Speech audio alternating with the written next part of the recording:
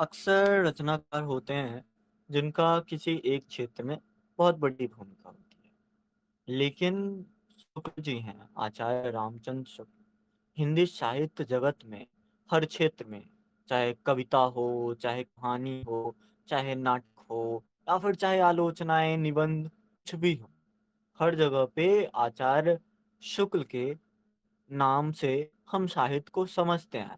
और चाहे साहित्य इतिहास लेखन ही हो, हम वहाँ पे शुक्ल जी की महत्ता को समझते हैं।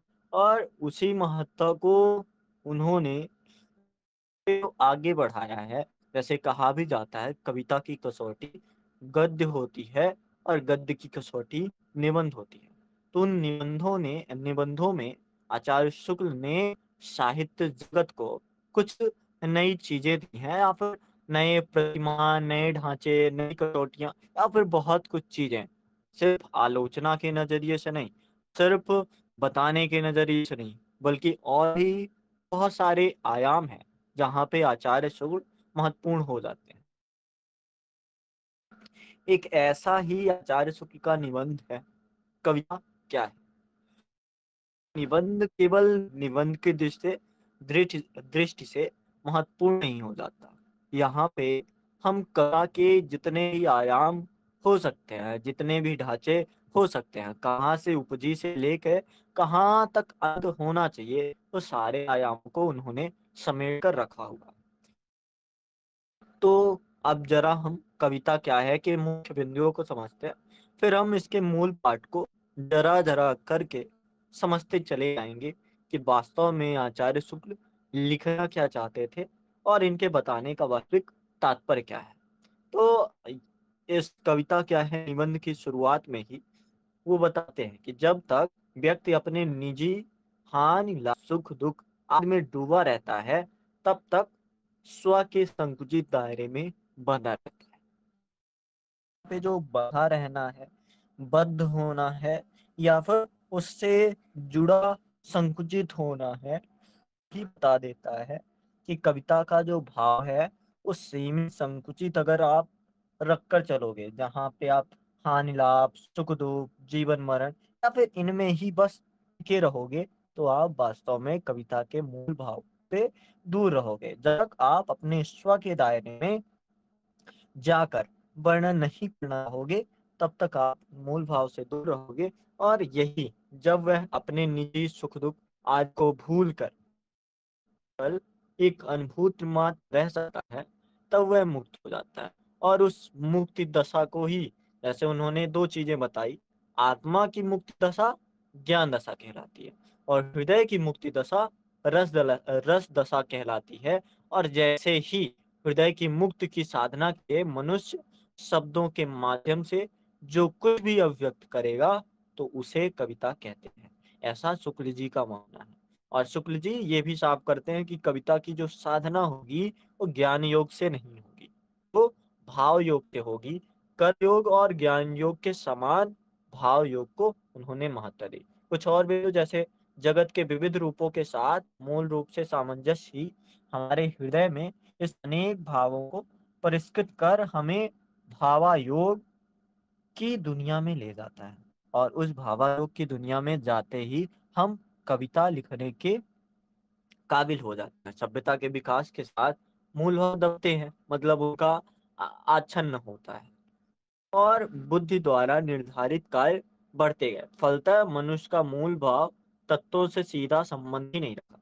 जैसे आप जो मूल भाव है, तो अक्सर कविता जो दब रहा है या फिर जो मूल भाव गायब हो रहा है, चाहे उसको आप जो में जो करुणा भाव है, जो शोक है, उस शोक का खत्म हो जाना।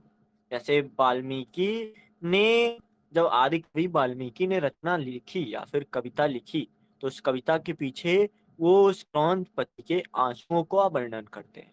या फिर वर्तमान में मैथिली शरण गुप्त भी बताते हैं कि कविता ऐसे नहीं बनी होगी। कविता का जो मूल भाव है, जब तक आ से एक रुदन नहीं निकला होगा, जब से आ से एक अनजान भाव नहीं निकल आया होगा शब्दों के माध्यम से, तब तक वो कविता नहीं बनी होगी। और इसी आ से, इसी जो भाव से या फिर इसी भावायोग से ही दुनिया में कविता ने सृजन लिया या फिर परिष्कृत पाता है। फलतः मनुष्य का मूल भावों तत्वों से सीधा संबंध ही नहीं, मूल भावों का उद्घाटन ही कवि का कर्म होना चाहिए या फिर कवि का मुख्य अंग हो।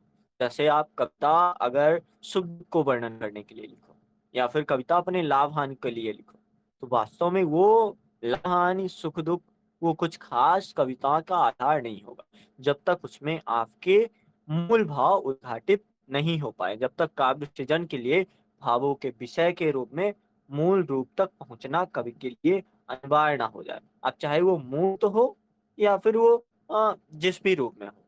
तो अमूर्त रूप को मूर्त रूप में बनाने का जो साधन है या फिर दृश्यमान बनाने का जो साधन है, जैसे भावों के अमूर्त विषयों के मूल में भी तो और गोचर रूप विद्यमान होता है। मतलब आप समझो कि जब हम कथा को देखते हैं तो कभी कभी उस कविता में जैसे प्रेम भाव हो गया या फिर दुख हो गया, ग्लानि हो गई या फिर किसी भी तरह के भावावेग वास्तव में है तो अब अमूर्त, लेकिन उनमें भी एक मूर्तता, एक गोचर रूप, दृश्यमान रूप विद्यमान होता है।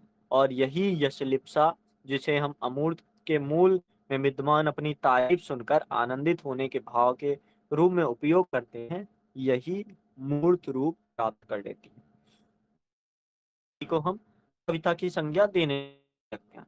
और भी बहुत सारी चीजें हैं बताने के लिए मुख्य में।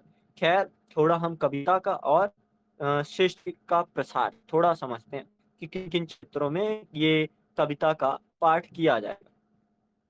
कविता हृदय को सदैव प्रभावित करने वाले रूपों और व्यापारों को भाव के सामने लाकर खड़ा कर देती है।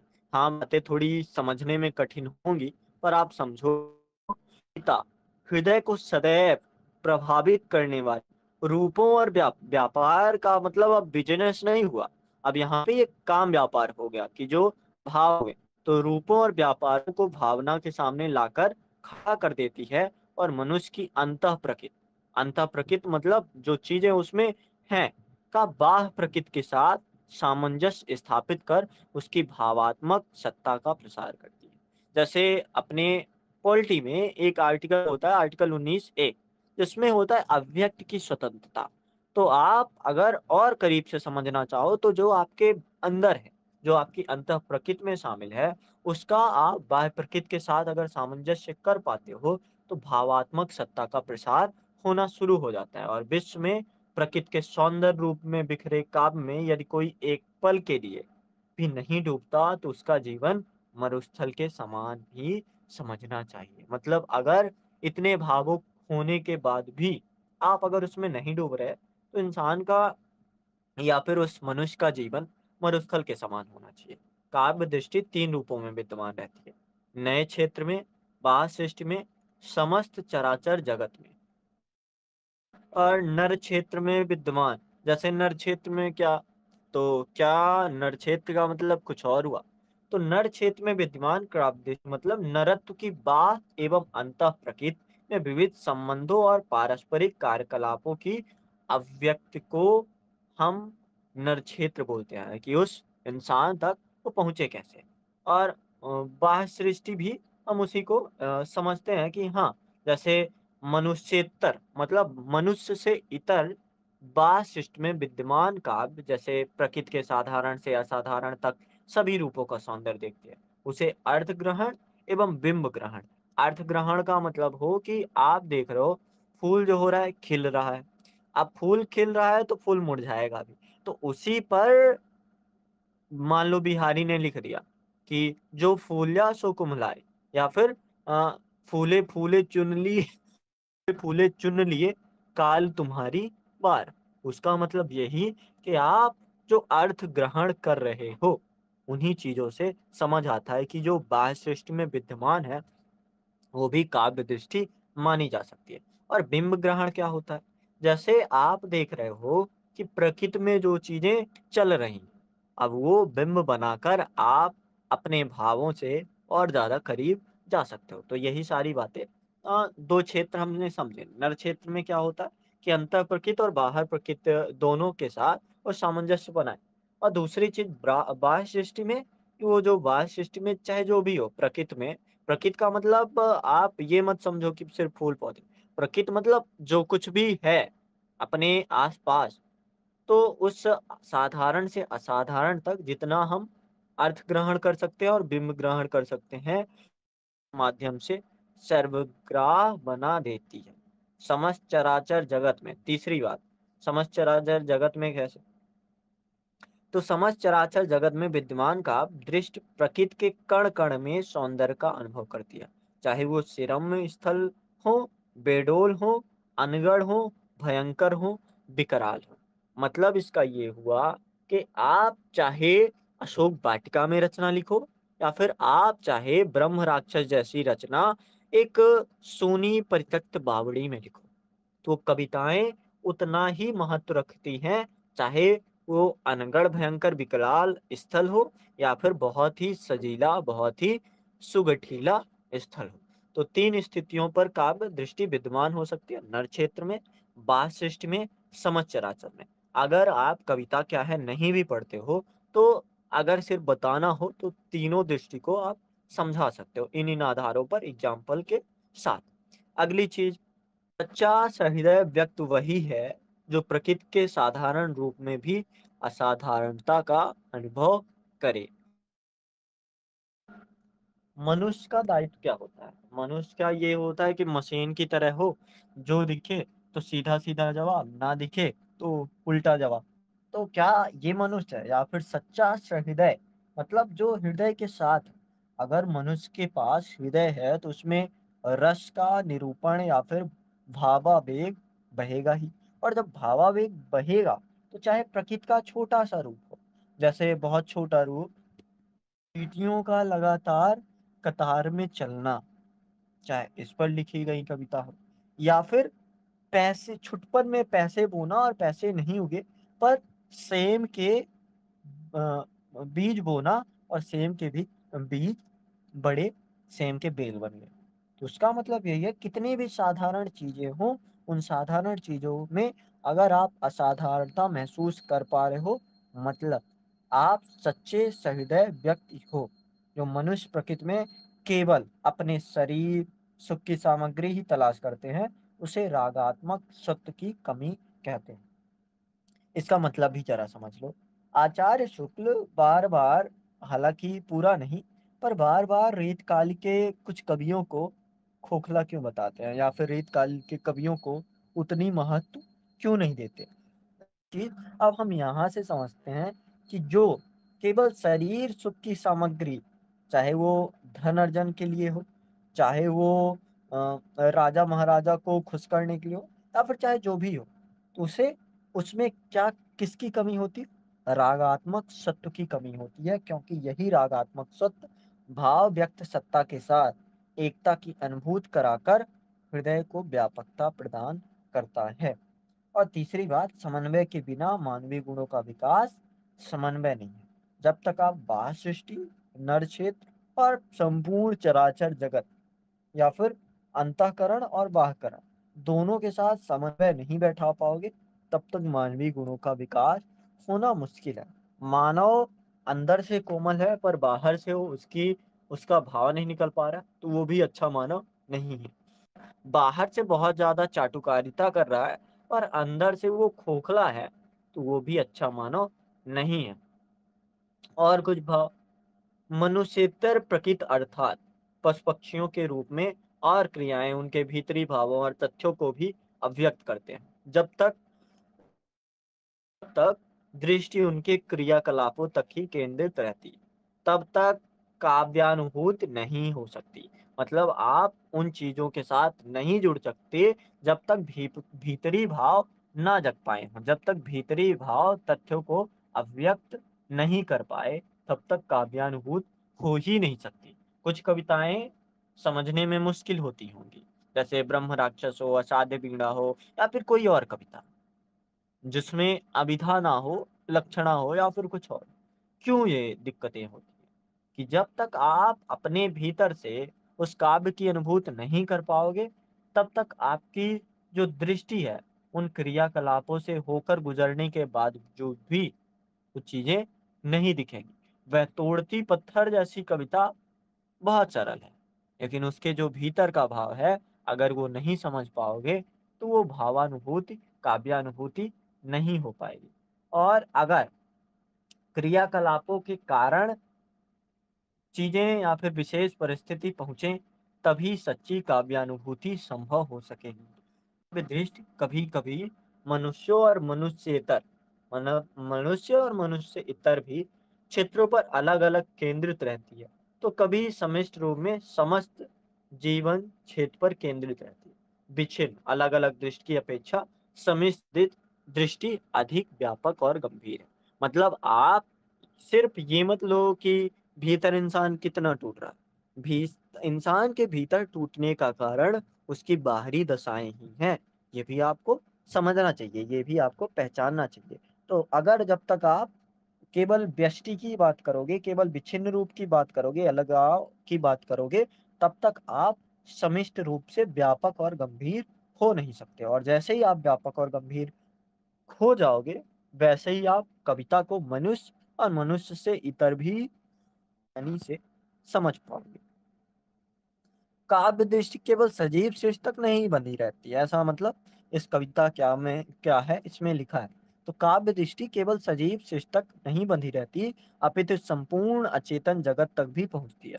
इसे केवल स्वार्थ से ऊपर उठे हुए कभी देख और अनुभव कर पाते हैं।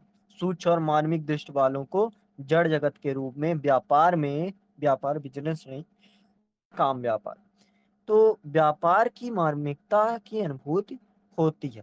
मतलब उस जड़ जगत के रूप में भी आप अगर सूक्ष्म रूप से, मानविक रूप से दृष्टि को देखोगे, तो ही आप कविता के मूल भाव को पहचानोगे। जब हम अनंत व्यक्ति सत्ता में भी नर सत्ता का अनुभव करने लगते हैं, तब हमारी भेद बुद्धि समाप्त हो जाती है। मतलब जो अभेदवाद है, जो चीजें हैं, कि जब आप अनंत व्यक्ति सत्ता में भी नर सत्ता का अनुभव करने लगते हो, जैसे चाहे ईश्वर हो या फिर अनंत में आप कुछ भी ले लो, नर सत्ता यानी मानवीकरण का अनुभव करने लगते हो, तब वो जो भेद बुद्धि है कि ये अलग है, ये अलग है, तो वो अभेद बुद्धि शुरू हो जाती है और भेद बुद्धि समाप्त हो जाती है। और न क्षेत्र से संबंधित तथ्य हो अथवा व्यापक क्षेत्र हो, संबंधित उसमें किसी भी प्रकार के प्रत्यक्ष या फिर अप्रत्यक्ष कुछ गूढ़ और रहस्यात्मक भी हो सकते हैं, ऐसा नहीं है। मतलब अक्सर लगेगा कि शुक्ल जी उसको खारिज करते हैं कि ये रहस्यात्मक नहीं होना चाहिए या फिर इन अर्थों में नहीं, पर गूढ़ और रहस्यात्मक होते हैं। जिस तथ्य को लेकर भावों का उदय होता है, उस भाव का आश्रय लेना आवश्यक होता है। इसी रसात्मक तथ्य को ज्ञानेंद्रियां ग्रहण करती हैं। ज्ञानेंद्रियों द्वारा प्राप्त सामग्री से भावना या कल्पना मम स्पर्शी तथ्य की अव्यक्त का मार्ग खोलती है। मतलब अगर आप हरिजन गाथा को पढ़ोगे तो नहीं समझ आएगा, मतलब बाहर से अगर समझोगे बोल रहा है नागार्जुन क्या बोल रहे हैं, नहीं समझ पाओगे। लेकिन जैसे ही आप भीतर प्रवेश करते हो अपने ज्ञानेंद्रियों को और रसात्मक तथ्य को, दोनों को साथ में लाते हो अपने कल्पनाओं के साथ, तो आप उसकी अभिव्यक्ति का मार्ग के पटल पर आ जाते हो, उसके दहलीज पर आ खड़े होते हो। और ज्ञान ही भावों के संचार यानी अव्यक्त का मार्ग खोलता है। और जैसे आप बोल रहा था कि ज्ञान की जरूरत नहीं होती, लेकिन जैसे ही आप ज्ञान ही भावों के संचार यानी अभिव्यक्ति का मार्ग खोलता है। जैसे ही आपको उस बात का ज्ञान होगा, वैसे ही आप ज्ञान प्रसार में भी भाव प्रसार देखने लगोगे। ज्ञान का जितना अधिक प्रसार होगा, उसके हृदय के विस्तार की आवश्यकता भी बढ़ जाएगी। तो ये कविता क्या है, इसका मुख्य बिंदु था या फिर मार्मिक तथ्य समझ सकते हो। और यही मार्मिक तथ्य उस कविता क्या है को समझाने में काफी इम्पोर्टेंट होगा। थोड़ा हम पाठ करते हैं और फिर कुछ मार्मिक तथ्यों को और देखते हैं। मूल पाठ है कविता का। तो मनुष्य अपने भावों, विचारों और व्यापारों को लिए लिए या लिए दिए दूसरों के भावों, विचारों और व्यापारों के साथ कहीं मिलता और कहीं लड़ता हुआ अंत तक चलता है। मतलब दोनों चीजों में कंट्राडिक्शन देखने को मिलता है कि दो अगर लोग हैं, तो हर के भाव, विचार, व्यापार, व्यापार का मतलब उद्देश्य समझ लो यहाँ पे, अलग होते हैं। तो कभी-कभी वो साथ मिलता मतलब सामंजस्य हो गया या फिर सहमत हो गई। पर कहीं-कहीं वो लड़ता हुआ मतलब विरोध भाव हुआ अंत तक चलता है और इसी को जीना कहता है। मतलब इसी को वो जीना मानता है। जिस अनंत रूपात्मक क्षेत्र में यह व्यवसाय चलता रहता है, उसका नाम है जगत। जब तक कोई अपनी पृथक सत्ता की भावना को ऊपर किए इस क्षेत्र के नाना रूपों और व्यापारों को क्षेम, हानि, लाभ, सुख, दुख आज से संबंध करके देखता रहेगा, तब तक उसका हृदय एक प्रकार से बद्ध रहेगा। और ये बद्ध बहुत आसान बात नहीं है कि बंधना। ये बद्ध अपने भावों से बंधना, अपने विचारों से बंधना और भी बहुत सारी चीज़ों से बंधना हो। तो इन रूपों और व्यापारों के सामने जब कभी वह अपनी पृथक सत्ता की धारणा से छूटकर अपने आप को बिल्कुल भूलकर विशुद्ध अनुभूति मात्र रह जाता है, तब वह मुक्त हृदय हो जाता है। और मुक्त हृदय वह जैसे ही होएगा, तो अवस्था जिस प्रकार आत्मा की मुक्तावस्था ज्ञान दशा कहलाती है, उसी प्रकार हृदय की यह मुक्तावस्था रस दशा कहलाती है। मतलब हम समझ चुके हैं कि अगर हृदय की मुक्तावस्था चाहिए या फिर अगर कविता चाहिए, अगर रस चाहिए, तो हमें हृदय को मुक्त करना होगा। किससे मुक्त करना पड़ेगा? उस बद्धता से। और अपने आप के स्व के दायरे को आप संकुचन करने से छोड़ो। जो विशुद्ध रूप है, अनुभूति मात्र रह जाता है, उस अनुभूति को ही आप अगर व्यक्त करोगे, तो वो रस दशा के अंतर्गत आती देखने को मिलेगी। तो ये था कविता क्या है। और भी हम इसके बारे में अगला पार्ट रखेंगे, जिसमें कुछ बातें और करेंगे। अभी हम कविता क्या है का मर्म समझे हैं और यूपीएससी में जो प्रश्न आते हैं, उन प्रश्नों के आधार पर थोड़ी बातें या फिर थोड़ी चर्चाएं करने का प्रयास करते हैं। जैसे यूपीएससी का जो पेपर है, पेपर, उसमें 2 तरह से प्रश्न आए। एक प्रश्न कि आप व्याख्या करो, एक लाइन आपको दिया होगा, व्याख्या करो। और दूसरा प्रश्न आपसे पूछा गया कि ये सवाल है, इस सवाल का वर्णन करो। तो जब कविता क्या है महत्वपूर्ण बनती है, तो उसके आधार को अलग-अलग डायमेंशन से अलग-अलग आधार पर समझना ज़रूरी है। अभी हमने सिर्फ़ भाव समझा कि ये भाव कैसा हो सकता है, कैसा होना चाहिए। अब हम आगे उस कविता क्या है में क्या-क्या आधार लेकर आचार्य शुक्ल जैसे एक तो विचारधारा लेंगे, दर्शन लेंगे या फिर जैसे हम पढ़ ही रहे हैं काव्य और व्यवहार, तो अब हम काव्य और व्यवहार की बात करेंगे कि कैसे होने वाला है, कैसे आगे बढ़ने वाला है। तो ये था हमारा कविता क्या है का पहला पार्ट। धन्यवाद।